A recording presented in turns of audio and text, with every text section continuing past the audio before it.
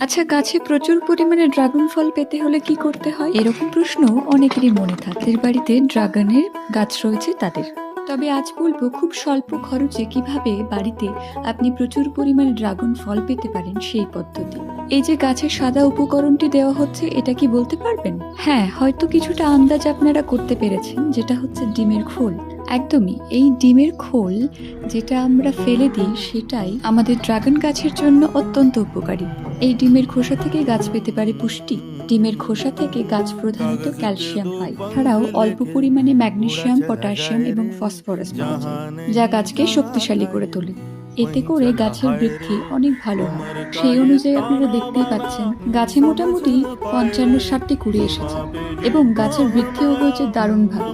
তো সেক্ষেত্রে আমি সাজেস্ট করব, ভালো মতো ড্রাগন ফল পেতে হলে অতি অবশ্যই ডিমের খোসা এবং সবজির খোসা এগুলিকে না ফেলে দিয়ে গাছের গোড়ায় দেবেন। এতে করে গাছের বৃদ্ধিও ঠিক মতো হবে এবং আপনারা ঠিক পরিমাণে ড্রাগন ফলও পাবেন। আজকের মতো এইটুকুই ছিল ড্রাগন গাছের